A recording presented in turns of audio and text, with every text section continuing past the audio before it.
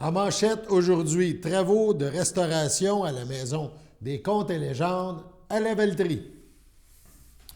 Bonjour à tous. Bienvenue à votre bulletin d'information sur les ondes de CTRB, votre télévision locale et régionale. Aujourd'hui, 25 janvier. On va parler dans quelques instants de la Maison des Contes et légendes à la Valtrie, mais auparavant, deux autres petites nouvelles qui viennent tout juste de survenir. Donc, la municipalité de Sainte-Geneviève-de-Berthier vous avise d'un bris de conduite d'eau dans la municipalité. Cette conduite est bien sûr reliée au réseau de Berthierville. La municipalité fournira davantage d'informations au fur et à mesure et vous informera lorsque la situation sera rétablie. Ce qu'on sait, c'est que ce bris important est survenu coin Sainte-Philomène et Grande-Côte. Elle affecte les secteurs Grande-Côte, Sainte-Philomène, le rang Petit-Bois et il y a quelques instants à peine, on nous a ajouté le secteur du domaine de Grand-Pré. Bien sûr, une équipe de la voirie locale travaille présentement à réparer cette fuite majeure. Également, il y a des travaux à l'île du Pas. Donc, encore là, la municipalité vient de nous informer. Elle avise les citoyens de prendre note que la circulation route 158 risque d'être au ralenti suite à des travaux de réfection et d'entretien qui auront lieu donc sur le pont de l'île aux Castors. C'est le premier pont entre Berthierville et l'île du Pas. Les responsables du ministère des Transports donc sont en charge des travaux et demandent aux usagers de cette portion de la route 158 d'user de patience et de prévoir un plus grand laps de temps pour leurs différents déplacements. Donc, des travaux à Sainte-Geneviève d'urgence, des travaux à Sainte-Geneviève-de-Berthier et des travaux importants à l'île, sur le pont de l'île aux Castors. Sur ce, on passe bien sûr à la MRC d'Autrey qui a produit une vidéo de mise en valeur des travaux de restauration de la Maison des Contes et légendes, c'est à la Valtrie. On regarde cette vidéo.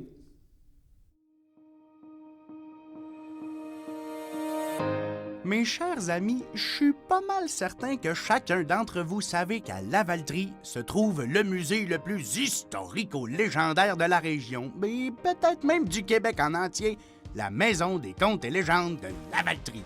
Pour toutes les ceux qui avaient déjà visité la maison, vous le savez, c'est un pur délice pour la pupille. Par contre, on dit que la beauté intérieure est beaucoup plus importante que l'extérieure. Il faut dire que dans le cas de la Maison des Contes, le dehors tirait sur le camp un peu. Ce qui fait que cette année, ils ont décidé d'y refaire une beauté. La Maison des Contes et légendes a été bâtie par la famille Benoît, plus précisément par Lucien Benoît, qui était doreur et peintre d'église, natif de la Valtrie, mais qui habitait à Montréal depuis plusieurs années. Et il l'a construit pour en faire son chalet. Étant donné qu'il était doreur, sculpteur et spécialiste d'ameublement d'église, on se doute qu'il y avait des goûts un peu plus raffinés. Puis à cette époque-là, il y avait le contrat d'une grande majorité d'églises qui est en construction au Québec. Donc, il y avait assez de sous pour se permettre une maison de ce style-là, sur 3 étages, plombant sur le fleuve. À un certain moment, il y a eu la famille Lefebvre qui en a pris possession. On doute que c'est à peu près des années 1960-70. Puis après ça, la ville en a pris possession. La ville de la Valtrie est devenue propriétaire de cette magnifique demeure en 2003. Évidemment, dans le but de conserver notre patrimoine bâti et d'y loger des bureaux. Par la suite, est venue l'idée de faire un petit musée ainsi qu'un lieu de sauvegarde du patrimoine vivant et historique. La Maison des Contes et légendes, c'est un projet de Michel Goulet, qui était régisseur à l'époque pour la ville de la Valtrie, qui a eu l'idée de mettre en valeur les contes et légendes du Québec, puis même de la Naudière, dans un musée sur 3 étages. La Maison des Contes et légendes, aujourd'hui, elle abrite les bureaux du Café culturel de la Chasse-Galerie, la bibliothèque de généalogie Pierre Kem et le Musée des Contes et légendes. En tant que propriétaire de cette maison ancestrale située sur le chemin du roi, bien, il est vraiment primordial de conserver sa valeur historique et architecturale. En 2021, la Ville a d'ailleurs cité la Maison des Contes et légendes comme un immeuble patrimonial. Au fur et à mesure du temps, la Maison des Contes et légendes, c'est devenu un petit peu pour les gens de la place comme une référence, un symbole quasiment, tu sais. Il n'y a pas un Lavaltrois ou ben donc une Lavaltroise qui avait pas un cousin de Mont-Laurier en visite qui a pas pensé visiter la Maison des Contes et légendes juste parce qu'il était fier d'avoir ça chez eux. Le nombre de photos puis de paires de yeux qui ont wearé l'extérieur, c'est quasiment pas croyable. Puis quand quelque chose est usé, ben il faut le réparer, le relustrer, le reshiner comme ce qu'on dit. Puis pour faire une besogne de la sorte, ça prend des mains aguerries d'artisans chevronnés. Les buts d'une restauration d'un bâtiment d'intérêt patrimonial comme la Maison des légendes sont en fait multiples. D'abord, c'est d'assurer la pérennité même du bâtiment, donc d'assurer sa conservation à long terme. Un autre avantage, c'est que les restaurations comme celle de la Maison des légendes permettent aussi le développement des savoir-faire. Entre autres, on a seulement à voir le type de revêtement qui a été mis en place. Un revêtement qui est très rare, donc qui demande une technique particulière que peu d'entrepreneurs ou d'artisans peuvent faire. Ça permet à ces artisans-là, justement, de développer leur expertise, de développer aussi certains outils en particulier qui pourront servir à d'autres projets de restauration.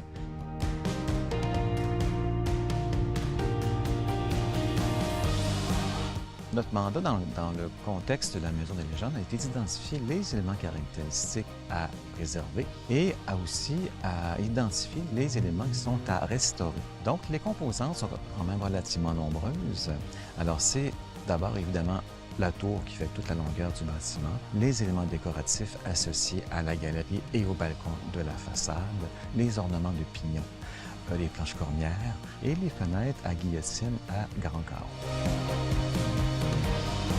Un projet de restauration aussi bien réalisé, bien, c'est un bel exemple à suivre. Ça devient en fait un petit guide de restauration architecturale, un beau document de diffusion, mais pratico-pratique. La Ville de Lavaltrie accorde une grande importance au patrimoine bâti, puisqu'il forme son identité et nous rappelle nos bâtisseurs et d'une grande richesse visuelle, culturelle et historique. Le préserver, c'est également une forme de reconnaissance envers nos ancêtres. Notre patrimoine bâti raconte notre histoire. Et pour la Maison des Contes et légendes, c'est d'autant plus le cas. Moi, j'ai un rêve. Que la Maison des Contes et légendes de Lavaltrie devienne un petit peu comme le sirop d'érable du Québec. Mettons qu'il y a deux Français de Paris qui descendent, ben tu leur fais des grands-pères dans le sirop puis tu visites la Maison des Contes. Que ça devienne un incontournable. Ça fait que la prochaine fois qu'il y aura de la parenté chez vous, ou ben donc que tu auras une petite marche d'après-souper à prendre, hésite pas à aller wearer la Maison des Contes et légendes. Ça va être beau! Puis, pas besoin d'attendre les convives, je te le dis, c'est impressionnant. Ils ont réussi à faire ça tout nouveau, tout beau, mais pareil comme dans le temps.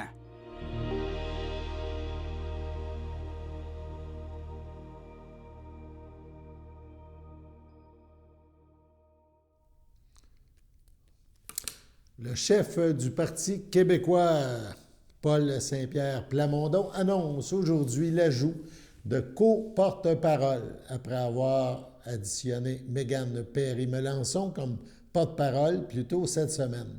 Ces co-porte-parole apporteront leur soutien et leur expertise dans des dossiers spécifiques. Je suis extrêmement heureux d'annoncer l'ajout d'une équipe de co-porte-parole à notre formation dès aujourd'hui. Tous les co-porte-parole possèdent une formidable expertise dans un domaine précis. Cela sera un très bel ajout à notre formation. Vous pouvez vous attendre à les voir souvent sur la place publique. Cela nous permettra d'accentuer nos points d'ancrage dans une multitude de dossiers. Au Parti québécois, nous tentons de faire les choses différemment et je crois que cette initiative en est un bon exemple, s'est exclamé Paul Saint-Pierre Plamondon. Au total, c'est donc 11 co-porte-parole sectoriels qui sont nommés. tout en maintenant leur emploi respectif. Ceux-ci apporteront leur soutien et leur expertise de manière ponctuelle aux 3 députés présents à l'Assemblée nationale, dans les médias et auprès de la société civile. On cite M. Plamondon, « Ils seront tous extrêmement bien placés pour nous relayer les préoccupations des Québécois en maintenant leur présence sur le terrain et dans leur région. Une belle façon de rendre la politique accessible et proche des gens », a conclu le chef du Parti québécois. Cette équipe sera composée donc de Mégane Perry-Melançon, porte-parole nationale Conditions féminines, Gabrielle Coulombe au niveau économie, Stéphane Anfield à l'immigration, Véronique Venn, on sait que c'était la candidate à Joliette, s'occupera du dossier municipalité et environnement, Sandrine Michon, jeunesse et femmes, Stéphane Wokam-Fogen, diversité, métropole et transport, Camille Pellerin-Forgette, santé, aînés et famille, Alexis Gagné-Lebrun, éducation, Marie-Laurence Desgagnés, affaires étudiantes, oui, Christine Moore, les Autochtones, Geneviève Couture, entrepreneuriat et communication, et la candidate défaite dans Berthier, Julie Boucher, a accepté le rôle de co-porte-parole au niveau de l'agriculture. Sur ce, allons à la pause. Chers téléspectateurs, vous êtes cordialement invités le samedi matin dès 9h30 à notre bingo télédiffusé de nos studios de Berthierville. Depuis plusieurs années, nos adeptes de la télévision régionale se sont divisés un montant de 600 $, disponible chaque semaine lors de notre joute de bingo à CTRP. Un amical animateur et ses joyeux compères, dont un technicien et 2 bénévoles, partagent tour à tour cette émission dans le but de vous agrémenter durant 60 minutes. Un moment de plaisir qui pourrait s'avérer payant pour vous. Vous pouvez donc vous procurer les cartes de jeu chez les dépositaires participants et j'ai nommé à Berthierville, le dépanneur Formule 1 et le garage Pétroté, sur la rue Gilles Villeneuve, le marché IGA Extra sur la rue Gabrielle Brissette, le marché Métro sur la rue Notre-Dame et la pharmacie Proxime sur la rue Frontenac. À Saint-Ignace-de-Loyola, le dépanneur Esso sur la rue de la Traverse et le marché Aldo sur le rang Saint-Michel. C'est donc un rendez-vous hebdomadaire chaque samedi matin dès 9h30 sur les ondes de CTRP, votre télévision régionale et communautaire, maintenant en haute définition. On vous attend donc en grand nombre et toute l'équipe vous souhaite bonne chance.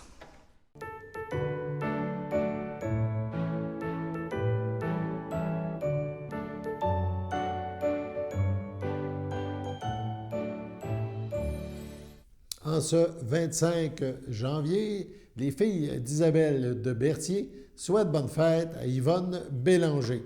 C'est votre anniversaire aujourd'hui, donc en ce 25 janvier. Toute l'équipe de CTRB se joint à moi et vous souhaite bonne fête.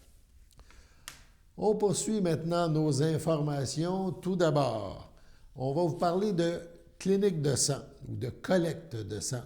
La première, la plus proche, c'est celle qui se déroulera à Berthierville, mardi le 31 janvier. C'est organisé par le service de sécurité incendie de la MRC de Dautré, la caserne 70, donc celle de Berthier. Donc, mardi 31 janvier, ça va se dérouler à l'école secondaire Pierre de Lestage, donc sur la rue Pierre de Lestage à Berthierville. Évidemment, on peut s'inscrire à cette collecte de sang en composant le 1-800-343-7264 ou encore en allant sur le site EMA-Québec, sans accent.qc.ca. Donc, c'est un rendez-vous.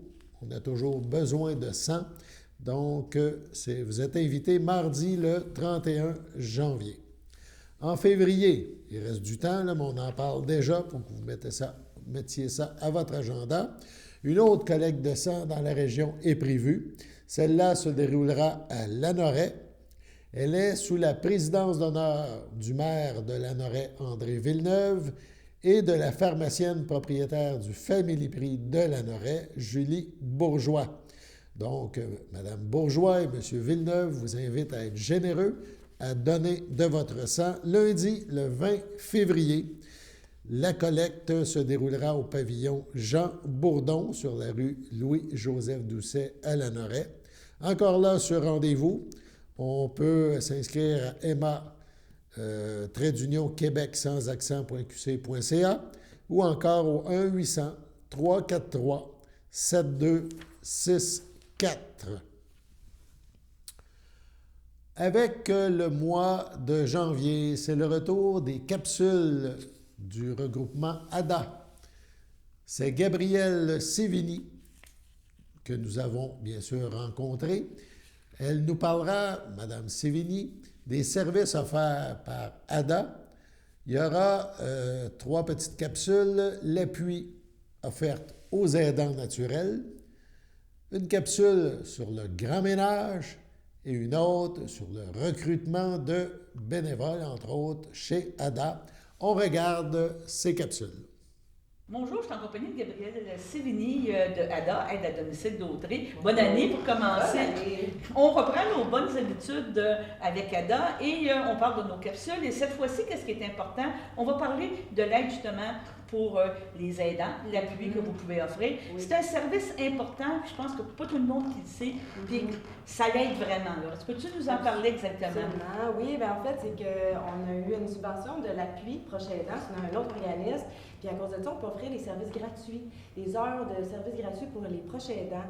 Donc, on vous appelle à nous contacter, dans le fond, pour en savoir plus à ce niveau-là. On dessert une clientèle dans le territoire d'Audrey, c'est la Valtrie, Lanoraie. Merci. Oui, exactement, Berthier et Saint-Gabriel de Brampton et les environs. Donc, si vous êtes dans ces secteurs-là, puis vous avez ce genre de besoin-là pour les proches aidants, nous, on peut vous offrir ces services gratuits-là quelques heures. C'est quelques heures. Donc, présentement, il y a des offres de services qui sont ouvertes. Absolument. Seulement pour ça. Donc, c'est le temps d'en profiter, d'arriver et de dire... Et c'est quelle sorte d'offre? C'est que la personne peut, qui a l'aidant naturel, peut quitter. Exactement. Et il y a quelqu'un qui remplace. Là, c'est exactement. Concrètement, c'est ça. C'est le préposé bien à domicile.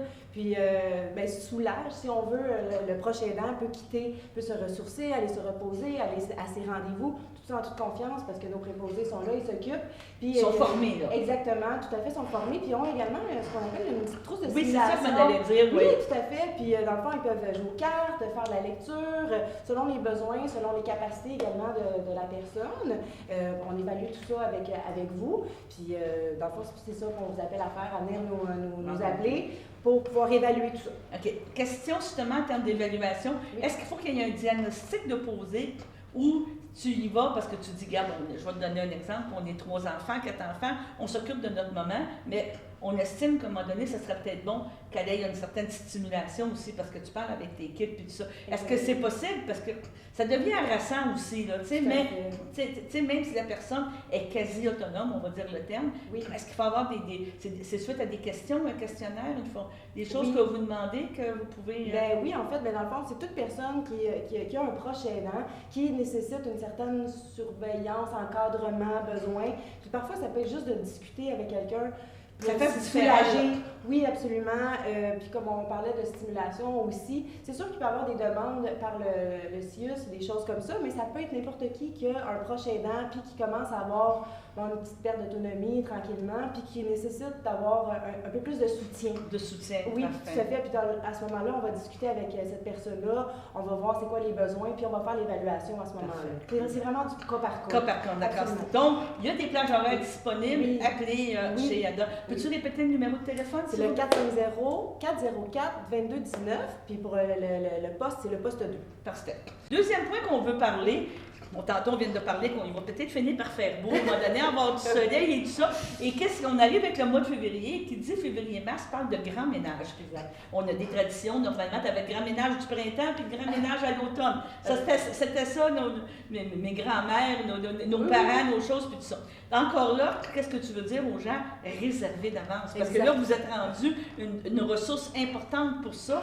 Et il faut dire que l'ADA s'offre à tout le monde aussi. Il n'y a pas de restrictions, il Il n'y a pas avec personne, je ne veux pas dire le mot riche, mais avec des revenus, tout ça. ADA, c'est vraiment pour tout le monde. Absolument. Donc, les grands ménages, il faut s'inscrire d'avance. Exactement, tout à fait. On n'a pas de critères, dans le fond, De sélection. De sélection, absolument, merci. Tout ce que vous avez besoin, dans le fond, c'est avoir besoin de services. Il peut avoir une certaine subvention. Là, au niveau de la RAMQ, on a des exonérations.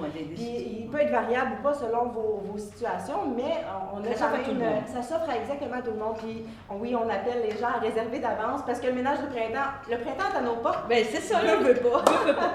Tu peux-tu nous dire, quand on parle de grand ménage, parce que c'est une escouade, c'est une équipe qui arrive et qui a fait vraiment les fenêtres, les portes, qu'est-ce que c'est, entre autres? Bien, c'est une évaluation, encore là, de cas par cas. C'est toujours le cas comme ça. Mais oui, effectivement, on fait les fenêtres, les planchers, les murs, les plafonds, si besoin, les armoires, le frigidaire, tout ça, tout ce qui est besoin, là. Vraiment, c'est une évaluation, comme encore là. Sauf que oui, c'est vraiment un grand ménage intérieur. Comme toujours, malheureusement ou heureusement, on parle de besoins de personnel parce que tu as des services, tu as une certaine liste d'attente, je crois, sur des gens. Mais vous avez des belles politiques d'embauche. Je pense que vous travaillez fort, justement, pour essayer d'accommoder tout le monde. Hein? Oui, absolument. Mais dans le fond, c'est ça, on permet avec la possibilité de travailler à temps partiel, temps plein. Il y a beaucoup de conciliation, travail-famille, travail-vie personnelle. On a des grands besoins, on a des listes d'attente, des choses comme ça. Puis c'est par secteur, vraiment, tu sais, je veux dire, la Lorraine, la Valtrie, vous habitez dans ces coins-là, on essaie d'affecter les gens autour de soi. Fait que c'est le fun de pouvoir travailler près de son domicile. Fait que oui, tout à fait, on a des conditions d'embauche vraiment le fun. Tu sais, on s'entend que c'est un travail valorisant. On travaille auprès des personnes humaines. Fait que, si c'est votre type de travail, appelez-nous. Ça va nous faire plaisir. Ça va vous faire plaisir que, donc, autrement dit, vous êtes ouverts à tous, à toutes. Puis encore là, on rappelle, on parle avec toi ou on parle... Oui, au niveau de l'embauche, c'est le poste 3. 450-404-2219, poste 3 pour les embauches. Gênez-vous pas, on a besoin. Je te remercie beaucoup, Gabrielle, puis on se reparle au mois prochain. Parfait, bonne journée, merci. Du 3 au 16 mars, la Bibliothèque municipale de Lavaltrie présentera l'exposition Les fibres d'Autrey par l'entremise de ses sources de l'auteur fileur Marcelo Martin, résident de la Visitation de l'île du Pas. Marcelo Martin, un homme de cœur et un artisan passionné, a débuté le filage en 2015. Il a rejoint l'équipe de Vogue Knitting Live en mars 2021. Marcelo utilise cet art afin de témoigner de la beauté du patrimoine vivant qu'est le filage et il s'entretient avec des personnalités du filage de partout à travers le monde lors de son émission Spinning Today. Très engagé socialement, il a créé en 2018 le Centre des arts textiles des îles, situé dans le centre communautaire de l'île du Pas, qui se veut un espace de partage, d'apprentissage, de création et de travail. En lice pour recevoir le titre de personnalité de l'année 2022 de l'Action d'Autrey, Marcelo Martin s'est démarqué en tant que premier fileur professionnel à être nommé membre du Conseil des métiers d'art du Québec. M. Martin enseigne d'ailleurs le filage, le tricot et le crochet au Québec ainsi qu'à l'international. Même s'il est atteint du syndrome douloureux régional complexe, celui-ci a participé à divers projets et événements artistiques dans la région d'Autrey durant l'année, dont le festival Fou du fil de Lavaltrie. L'exposition Les fibres d'Autrey par l'entremise de ses sources représente le patrimoine, la culture, le travail et les communautés de la MRC de d'Autrey. Pour celle-ci, l'artiste est allé à la rencontre des entrepreneurs, des fermiers, des commerçants pour chercher leurs fibres et leurs produits en un fil unique, filé juste pour eux. Ils seront expliqués dans des échantillons exposés autour de la pièce, dans un volet didactique et culturel de cette discipline importante à la base de tous les textiles. Puis, ces fils seront tissés et fléchés sur une structure en bois en faisant allusion au gossage de cope. Cette exposition invite les visiteurs à découvrir le territoire de la MRC d'Autrey par sa pratique culturelle, patrimoniale et en s'arrêtant à ses sources de résilience socio-économique. Il est également possible de visiter le site de l'artiste, bien sûr, de suivre sa série web sur sa page et vous y trouvez notamment à cet endroit des démonstrations sur le cycle de la laine. Ce projet a vu le jour grâce à la MRC d'Autrey, à la municipalité de l'île du Pas et à toutes les municipalités participantes. La population de Lavaltrie peut rencontrer Marcelo Martin lors du lancement jeudi 9 février de 17 à 19 h à la bibliothèque. L'entrée est gratuite. Sur ce, on va aller à la pause. Au retour, ce sera les avis de décès, puis la météo. Service de déclaration d'impôt du Centre d'action bénévole d'Autrey. Si vous avez plus de 65 ans, avec un revenu modeste et que vous demeurez sur le territoire desservi par le CABA, nous pouvons vous aider. Dès la fin janvier, téléphonez au 450-836-7122 afin de vous inscrire. Produire vos déclarations de revenus à temps vous assure de bénéficier des crédits auxquels vous pourriez avoir droit. Supplément de revenus garanti, remboursement de la TPS, Régie des rentes du Québec, crédit de solidarité. Également, si vous avez plus de 70 ans, vous pourriez avoir droit au crédit en maintien à domicile et le soutien aux aînés. Produire ces déclarations, c'est important et payant.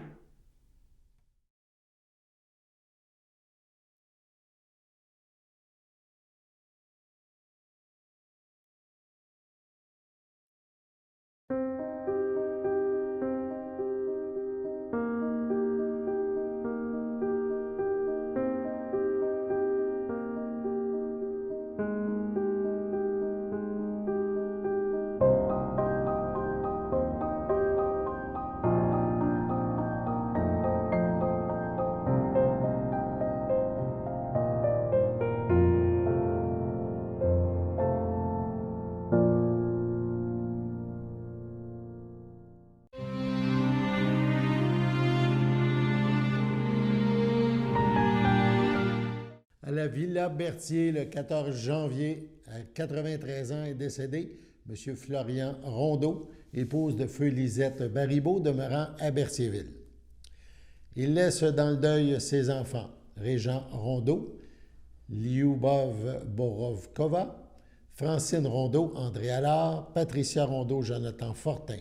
Ses petits-enfants, Mélissa, Jean-Frédéric, Boris, Evelyne, David William, Tristan et Jessie, son arrière-petit-fils Jack, son frère, sa sœur et sa belle-sœur Jean-Marc Rondeau, feu Germaine Boucher, Gisèle Rondeau, feu Ferdinand Moreau, Françoise Gélina, feu Roger Rondeau, ainsi que plusieurs autres neveux, nièces, autres parents et amis.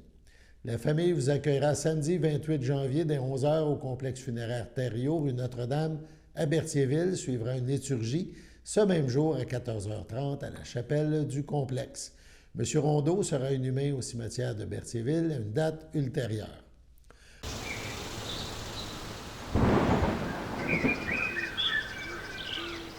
Bienvenue à votre météo de cette semaine. Aujourd'hui, mercredi après-midi, ce sera nuageux avec quelques flocons. Une température de -9, un temps ressenti de -15, -1 cm de neige. Mercredi soir, ce sera de la neige, une température de -9, un temps ressenti de -17, environ 5 cm de neige.